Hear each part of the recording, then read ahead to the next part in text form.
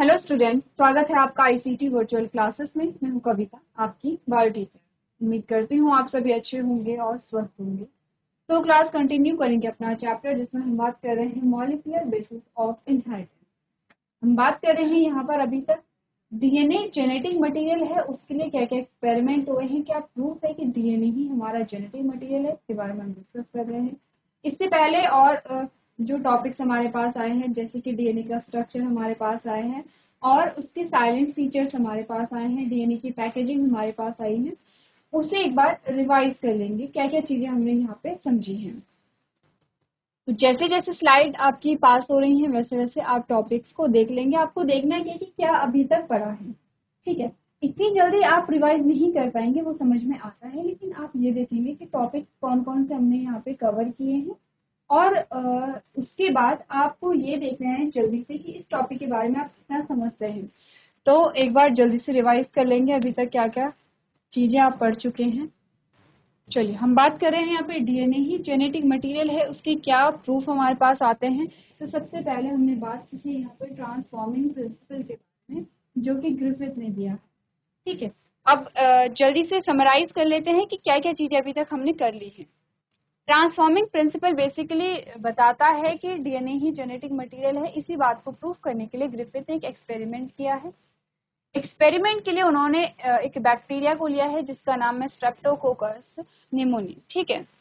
अब ये bacteria pneumonia cause करता है और जिसे निमोनिया होगा उसकी डेथ हो जाती है। एक्सपेरिमेंट किया गया माइस पे और यहाँ पर एक्सपेरिमेंट करने से पहले बैक्टीरिया को 2 कल्चर प्लेट में उगाया गया, जिससे कि ये 2 प्रकार की कॉलोनी बनाता है, एक एस स्ट्रेन और एक आर स्ट्रेन। एस स्ट्रेन में म्यूकस की कवरिंग है और आर स्ट्रेन में म्यूकस की कवरिंग नहीं है, ठीक है। एक्सपेरिमेंट जितना हमने समझा अभी तक, हमें इतना समझ आया है कि जो एस स्ट्रेन है वो निमोनिया कॉज करता है, जिससे माइस की डेथ हो जाएगी, और आर स्ट्रेन जो है वो निमोनिया कॉज नहीं करता है और माइस जो है वो आपका जीवित है, यानी कि वो लाइव है। अब देखा गया कि जब यहाँ पर एस स्ट्रेन को बॉईल करके या उसे हीट ट्रीटमेंट दिया गया और जब उसे इंजेक्ट किया गया माइस के अंदर, तो पाया गया कि माइस क्या था, जीवित था, जिंदा था, मरा नहीं था। इट मीन्स कि जब बॉईल किया गया तो एस स्ट्रेन की डेथ हो गई थी, एस बैक्टीरिया जो है उसकी डेथ हो गई थी। लास्ट जो एक्सपेरिमेंट ग्रिफिथ ने किया, उन्होंने क्या किया, जो लाइव आर स्ट्रेन थे और डेड एस स्ट्रेन थे, दोनों के मिक्सचर को जब माइस के अंदर इंजेक्ट किया तो पाया गया कि जो माइस है उसकी डेथ हो जाती है, और जो डेड है वहाँ पे, जो डेड माउस आपको दिख रहा है, उसमें पाया गया, जब टेस्ट किया गया तो उसमें पाया गया कि एस स्ट्रेन पाए जा रहे हैं और जो कि कैसे हैं, लाइव हैं, यानी कि उनकी डेथ नहीं हुई।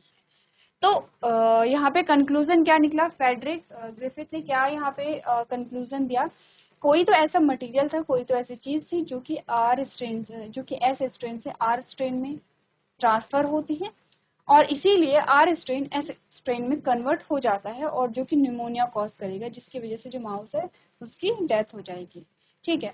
उन्होंने कहा कि ये जो ट्रांसफॉर्मिंग प्रिंसिपल है, ये यही बताता है कि ट्रांसफर होने वाला जो मटेरियल था वो जेनेटिक मटेरियल था और वो डीएनए ही होगा। अभी तक हमें इस एक्सपेरिमेंट से बहुत ज्यादा क्लैरिटी नहीं मिली है, ठीक है, कि जो डीएनए है वही क्या है, यहाँ पर जेनेटिक मटेरियल है। हमने कहा हो सकता है कि वो जो ट्रांसफर हुआ है वो मटेरियल क्या हो, आरएनए हो सकता है जो ट्रांसफर हुआ है वो मटेरियल क्या हो, यहाँ पे डीएनए हो, या हो सकता है कि वो प्रोटीन हो। तो कुछ भी हो सकता है, इन तीनों चीजों में कुछ भी हो सकता है। तो हमें अभी तक यहाँ तक की क्लैरिटी नहीं मिली थी। तो नेक्स्ट हमने बात की है यहाँ पे biochemical nature of transforming principle. Transforming principle को ही उसका बायोकेमिकल नेचर जब देखा गया, ठीक है, ग्रिफिथ का ही एक्सपेरिमेंट यहाँ पे रिपीट हुआ है और पाया गया यहाँ पे कि क्या होता है, यहाँ पे कुछ ट्रीटमेंट दिए गए हैं, ठीक है, कुछ जो यहाँ पे एंजाइम्स है उनका यूज किया गया है, जैसे कि आपने कहा आपने यूज किया प्रोटीएज का, ठीक है, जैसे कि आपने यूज किया आरएनएस का, तो जैसे आपने यूज किया है लाइपेज का। आपने कहा कि ये क्या कर रहे हैं, हम एक्चुअली में कर क्या रहे हैं, पूरी सेल से, जैसे हमने कहा कि जब यहाँ पे आरएनएस का ट्रीटमेंट दिया गया, इट मीन्स कि आरएनए यहाँ पे समाप्त हो जाना चाहिए, खत्म हो जाना चाहिए, और जब दोनों का मिक्सचर आर स्ट्रेन और एस स्ट्रेन दोनों का मिक्सचर जब हम माइस के अंदर इंजेक्ट करें तो माइस मरना नहीं चाहिए, क्योंकि अगर आरएनए ही ट्रांसफर हो रहा है एस से आर में, तो आपने कहा आरएनए तो खत्म हो गया है, एस स्ट्रेन से कोई भी चीज आर स्ट्रेन में नहीं जाएगी, आर स्ट्रेन चेंज नहीं होगा। इट मीन्स कि जो यहाँ पे चूहा है वो कैसा रहेगा, जिंदा रहेगा। लेकिन ऐसा नहीं हुआ।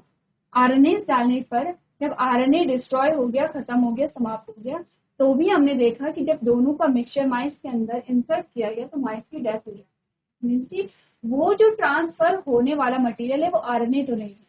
सेम चीजें जो हैं वो प्रोटीन के साथ यहाँ पे की गई, प्रोटीएज ऐड किया गया और देखा गया कि जो प्रोटीएज डाल करके प्रोटीन यहाँ पे पूरी तरीके से समाप्त हो जाती है, लेकिन फिर भी माइस जो है उसकी डेथ हो रही है। मीन्स की ट्रांसफर होने वाला मटेरियल प्रोटीएज भी नहीं है। लास्ट डीएनए डाला गया, डीएनए ने डीएनए को डिस्ट्रॉय कर दिया, ठीक है, और देखा गया कि यहाँ पर इस बार जो माइस है उसकी डेथ नहीं हुई है, वो क्या है, लाइव है यहाँ पे। इट मीन्स ट्रांसफर होने वाला जो मटेरियल था वो डीएनए। लास्ट लाइन आपको बताती है, दे concluded that DNA is hereditary material but still all the biologist were not convinced. सारे जो बायोलॉजिस्ट थे वो कन्विंस नहीं हुए हैं, कुछ को इसमें डाउट था और इसीलिए यहाँ पर जो प्रिंसिपल है वो आगे चला है। तो अभी तक की जो बात हमने कर ली है वो एक बार आप लोग पढ़िए कि अभी तक हमने क्या क्या चीजें यहाँ पर डिस्कस की है, क्योंकि जब तक आपको प्रीवियस जो टॉपिक है वो नहीं पता होंगे तो आपको आगे के टॉपिक अच्छे से समझ में नहीं आएंगे। चलिए आगे बढ़ते हैं और बात करते हैं यहाँ पर नेक्स्ट हमारा एक्सपेरिमेंट आता है उसके बारे में। देखा DNA is the genetic material, यानी कि डीएनए ही जेनेटिक मटेरियल है। इस बारे में हमें और क्या चीजें बता रखी हैं। आपने कहा Alfred Hershey and Martha Chase in 1952 gave a unequivocal proof that DNA is the genetic material, ठीक है। फर्दर यहाँ पे एक्सपेरिमेंट हुए और क्या एक्सपेरिमेंट हुए हैं इसके बारे में बात करते हैं। In the experiment bacteriophage virus that infect bacteria. अब इस बार इन्होंने फिर से क्या लिया है, यहाँ पर एक वायरस लिया है जिसका नाम है बैक्टीरियोफाज। जब हमने बैक्टीरिया के बारे में बात की थी तो आपने कहा था कि बैक्टीरिया जो है वो लिविंग है।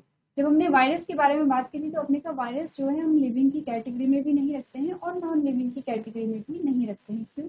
क्योंकि लिविंग जो होता है उसके कुछ कैरेक्टरिस्टिक्स होते हैं, जैसे कि इनकी जो बॉडी है वो सेल से मिलकर के बनी होती है। सबसे पहला कैरेक्टर तो यही है कि कोई भी लिविंग ऑर्गेनिज्म, प्लांट या माइक्रो ऑर्गेनिज्म या कोई भी लिविंग एंटिटी जो है वो क्या होती है, सेल से मिलकर के बनी होती है। आपने कहा अगर हम वायरस के बारे में बात करें, वायरस में सेल नहीं पाए जाते हैं, तो आप सोचेंगे तो फिर वायरस में क्या पाया जाता है। सिंपली वायरस का एक जेनेटिक मटेरियल होता है और इसके बाहर प्रोटीन की कवरिंग होती है, कैप्सिड जिसे हम कहते हैं, ठीक है। ये सिंपल सा क्या है, आपने कहा ये है वायरस, ठीक है। तो आपने ये बेसिक स्ट्रक्चर है वायरस का। ऐसा नहीं कि वायरस का स्ट्रक्चर ही ऐसा होता है, डिफरेंट डिफरेंट जो वायरस होंगे उनका स्ट्रक्चर डिफरेंट होगा, क्योंकि किसी में डीएनए पाए जा रहे हैं तो किसी में आरएनए पाए जा रहे हैं, किसी में सिंगल स्ट्रैंड है तो किसी में डबल स्ट्रैंड है, यहाँ पे वैरायटी पाई जा रही है। तो ये एक बेसिक सा स्ट्रक्चर है वायरस में, जो है सिर्फ प्रोटीन और क्या है, जेनेटिक मटीरियल है। अगर हम सेल की बात करें तो सेल में आपकी बहुत सारी चीजें आती हैं। यहाँ क्या बात हमने की है, ये है प्रोटीन और ये है जेनेटिक मटेरियल।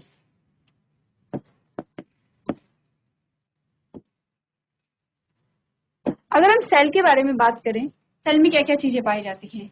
ये एक नॉर्मल सेल है, ठीक है, ये इसका न्यूक्लियस यहाँ पे बन जाता है, ठीक है। क्या क्या आता है एक बेसिक सी स्ट्रक्चर में सेल के, ये इसका साइटोप्लाज्म है। आउटर जो लेयर है वो हमने क्या बनाई है, प्लाज्मा मेम्ब्रेन या सेल मेम्ब्रेन बनाई है। इसके अलावा और ये हमने कहा प्लाज्मा मेम्ब्रेन आ गई है। अब प्लाज्मा मेम्ब्रेन जो बनी होती है, प्रीवियस लेक्चर में हमने क्या बात की थी, प्लाज्मा मेम्ब्रेन किससे बनी होती है, आपने कहा फॉस्फोलिपिड बाइंड से, यानी कि फॉस्फेट और लिपिड की दो लेयर से मिलकर के बनी होती है, ठीक है। इसमें से फॉस्फेट और लिपिड नहीं होता है बल्कि प्रोटीन होते हैं, कार्बोहाइड्रेट होते हैं, कोलेस्ट्रॉल होता है। तो ये सारी चीजें मिलकर के क्या बनाती हैं, प्लाज्मा मेम्ब्रेन या सेल मेम्ब्रेन को बनाती हैं। नेक्स्ट स्ट्रक्चर जो आपके पास आता है वो क्या आता है, यहाँ पे साइटोप्लाज्म। साइटोप्लाज्म को हमने क्या कहा है यहाँ पे, कोशिका द्रव भी कहा है। ये आपका आता है न्यूक्लियस। इसके अलावा और इसमें क्या आते हैं, बहुत सारी सेल ऑर्गेनेली आती है, जैसे कि एंडोप्लाज्मिक रेटिकुलम, जो 2 टाइप का आपने देखा है। एंडोप्लाज्मिक रेटिकुलम को शॉर्ट में ER लिखते हैं, ठीक है। 2 टाइप का हमने बोला है, हमने बोला एक होता है SER और एक होता है RER, ठीक है। SER क्या होता है, smooth endoplasmic reticulum, and RER होता है रफ एंडोप्लाज्मिक रेटिकुलम। इसके अलावा हमारे पास क्या आते हैं, राइबोसोम्स आते हैं, ठीक है, मैं शॉर्ट में लिख रही हूँ, राइबोसोम्स आते हैं। इसके अलावा हमारे पास क्या आता है यहाँ पे, गोल्जी अपैरेटस आते हैं।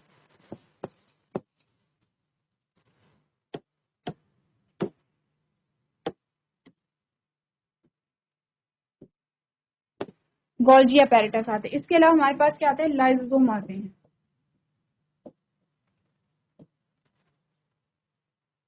ठीक है। इसके अलावा हमारे पास क्या आते हैं, सेंट्रोसोम आते हैं, ठीक है। तो यहाँ पर आपने कहा कि बहुत सारी सेल ऑर्गेनेली आपको क्या मिलेंगे, सेल में मिलेंगी, ठीक है। तो ये एक बेसिक सा स्ट्रक्चर है सेल का। अब आप दोनों में अगर कंपेयर करेंगे, प्रोटीन यहाँ पे वायरस में और एक नॉर्मल सेल में, तो आपको काफी सारे डिफरेंसेस दिख रहे हैं। आपने कहा कि क्योंकि सेल में क्या होता है, न्यूक्लियस पाया जा रहा है, ठीक है। एक साइटोप्लाज्म पूरा जो एक लिक्विड है, एक जेली लाइक स्ट्रक्चर है, वो पूरा भरा हुआ है सेल में। इसके बाहर एक कवरिंग पाई जा रही है प्लाज्मा मेम्ब्रेन की।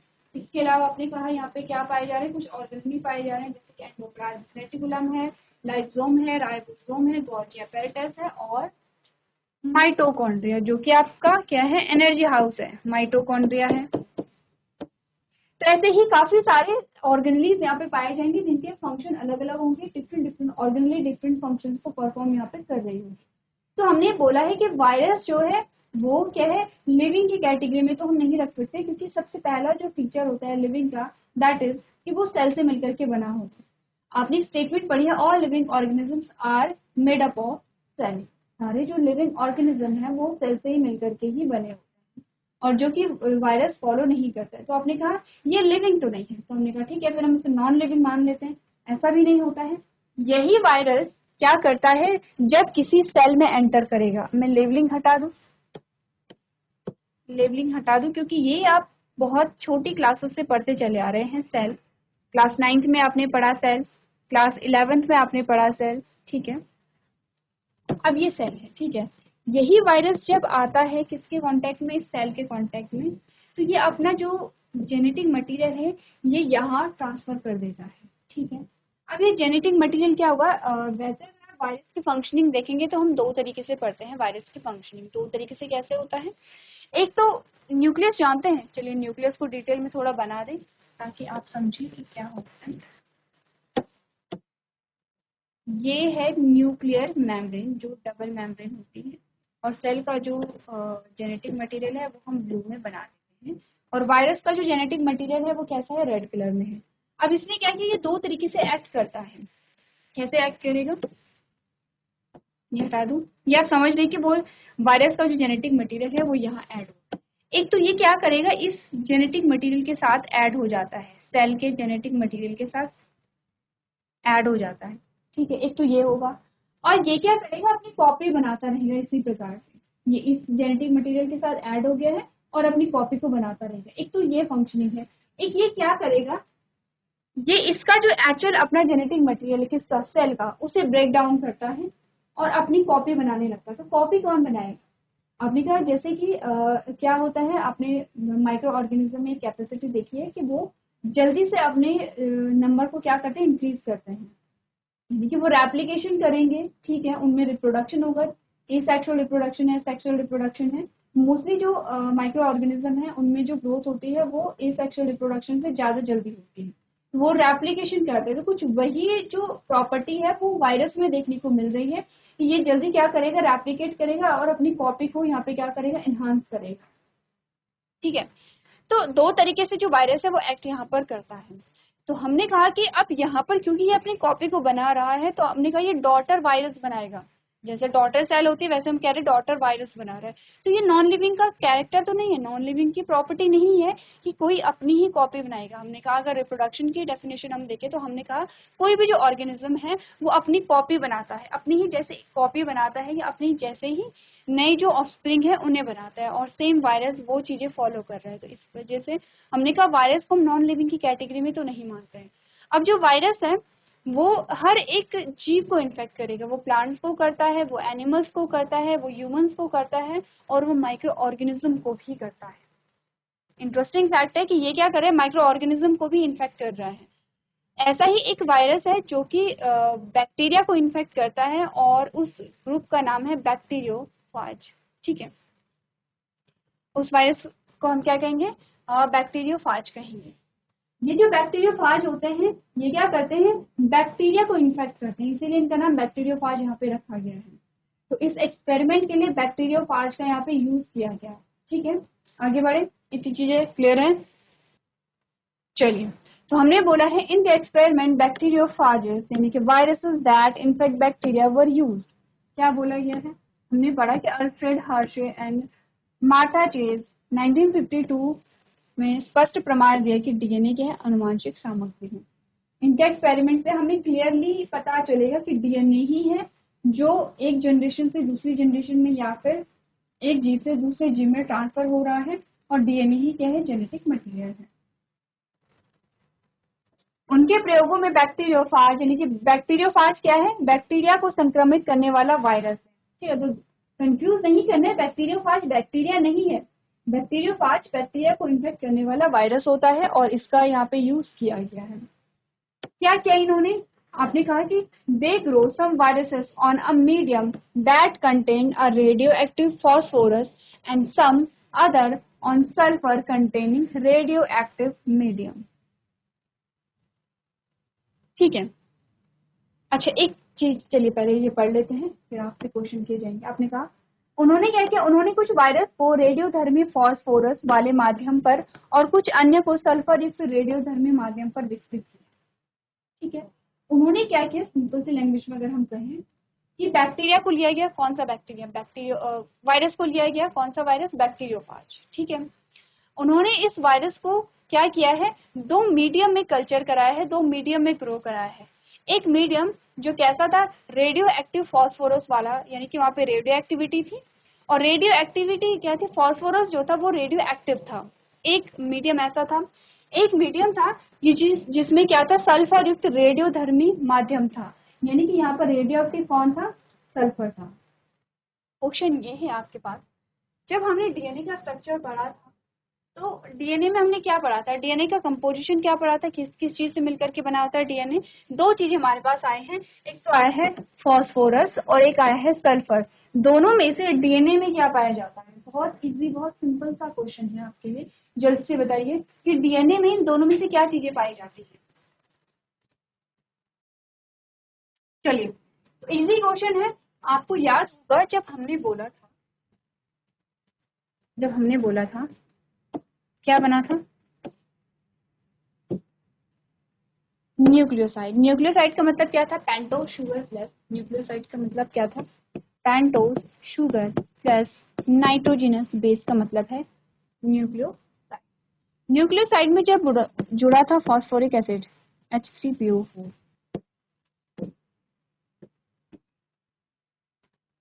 ठीक है, जब ये जुड़ा था तब हमने क्या बोला था, क्या बना है,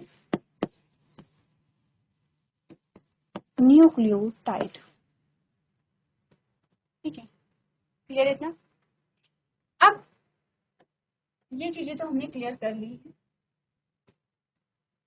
यहाँ पर H3PO4 में आपको क्या दिखा, फॉस्फोरस दिखा। इट मीन्स फॉस्फोरस किसका पार्ट है, डीएनए का पार्ट है फॉस्फोरस। ये चीजें ध्यान रखनी है, एक्सपेरिमेंट में यही चीज इंपॉर्टेंट है और यही चीजें आपको ध्यान रखनी है। ठीक है, तो सल्फर क्या है, फिर यहाँ पे सल्फर आता है प्रोटीन का पार्ट। सल्फर किसका पार्ट आया है यहाँ पे, प्रोटीन का।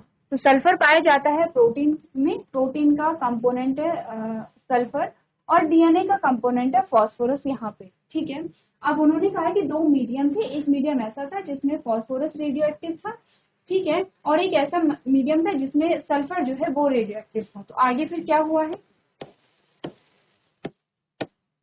आगे हमने कहा viruses grow in the presence of radioactive phosphorus contain a radioactive DNA, ठीक है, बट नॉट रेडियोएक्टिव प्रोटीन।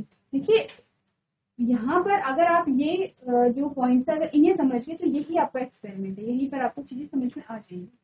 आपने कहा कि वायरस जो हैं वो अब ग्रो होंगे, ठीक है। आपने कहा मीडियम, दो मीडियम लिए गए हैं, एक में रेडियो एक्टिव क्या है यहाँ पे फॉस्फोरस है, और एक में रेडियो एक्टिव सल्फर है। लिख लेते हैं।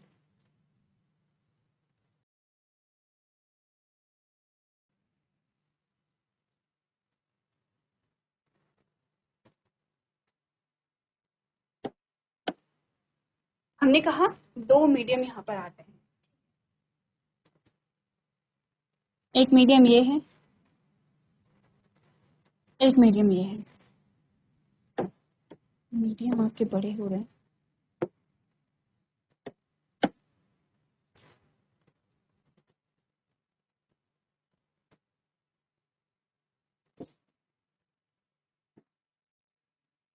ठीक है। एक में यहाँ पर क्या है, रेडियो एक्टिव, यहाँ पे क्या है फॉस्फोरस है, और एक में रेडियो एक्टिव सल्फर है, ठीक है। क्लियर है, P stand for phosphorus and S stand for sulphur. तो R का मतलब क्या है रेडियो एक्टिव, P का मतलब है फॉस्फोरस, इस R का मतलब है रेडियो एक्टिव, और इस R का मतलब है सल्फर, ठीक है। ये रेडियो एक्टिव यहाँ पे क्या है फॉस्फोरस है। अगर इस मीडियम में रेडियो एक्टिव फॉस्फोरस होगा, इट मीन्स कि यहाँ पर क्या होगा, रेडियो एक्टिव डीएनए होगा। ऐसा हम क्या कर रहे हैं, इसमें जो वायरस है उन्हें कल्चर करा रहे हैं, वायरस को ग्रो करा रहे हैं, और इसमें भी वायरस को ग्रो करा रहे हैं। आपने कहा क्योंकि यहाँ पर रेडियो एक्टिव फॉस्फोरस है तो ये क्या करेगा, डीएनए को रेडियो एक्टिव बना देगा, तो डीएनए यहाँ पे रेडियो एक्टिव होगा, लेकिन प्रोटीन यहाँ पे रेडियो एक्टिव नहीं होगा। हमने कहा कि यहाँ पे प्रोटीन तो है, एक्चुअली में जो वायरस है आपका उसमें दो ही तो चीजें हमने पढ़ी है, एक तो जेनेटिक मटेरियल है, जेनेटिक मटेरियल कुछ भी हो सकता है, आरएनए या डीएनए, ठीक है। तो यहाँ पर क्या है, डीएनए है। अब आपने कहा कि यहाँ पर इस वाले मीडियम में रेडियो एक्टिव डीएनए होगा but non radio active protein होगा। लिख लें इसी को, सेम चीजें, non radio active protein. Non radio active protein का मतलब है कि प्रोटीन रेडियो एक्टिव यहाँ पे नहीं है, ठीक है।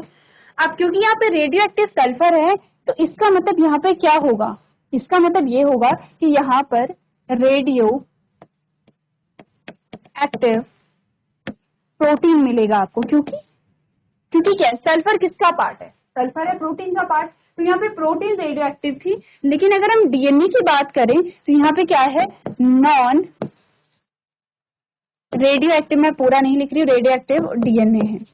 ये दो चीजें आपको समझनी है और यही मस्ट है, इंपॉर्टेंट है, ठीक है। हमने कहा कि दो मीडियम लिए गए हैं, एक में रेडियो एक्टिव फॉस्फोरस है और एक में रेडियो एक्टिव सल्फर है।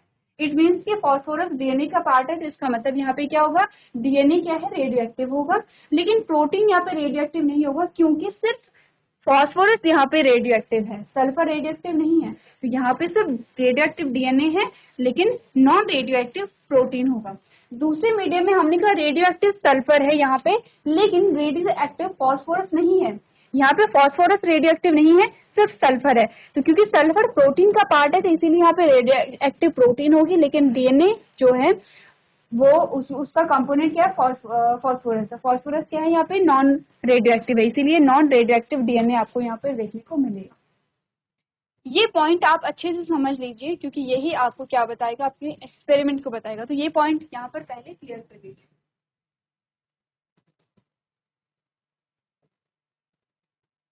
क्लियर इतना? तो आपकी जो एक्सपेरिमेंट है वो ये जो पॉइंट है, अगर हम इसे पढ़ें तो इसमें आपको क्या बताया गया है, रेडियोधर्मी फॉस्फोरस की उपस्थिति में विकसित वायरस रेडियोधर्मी डीएनए होता है, वायरस में रेडियोधर्मी डीएनए होता है, लेकिन रेडियोधर्मी प्रोटीन नहीं होता है, क्योंकि डीएनए में फास्फोरस होता है लेकिन प्रोटीन में नहीं होता है। उसी तरह रेडियोधर्मी सल्फर पर विकसित वायरस में रेडियोधर्मी प्रोटीन होगा, लेकिन रेडियोधर्मी डीएनए नहीं होगा, क्योंकि डीएनए में सल्फर नहीं होता है। एक बार आप लोग ये जो पॉइंट्स है घर से पढ़ करके लेके आएंगे।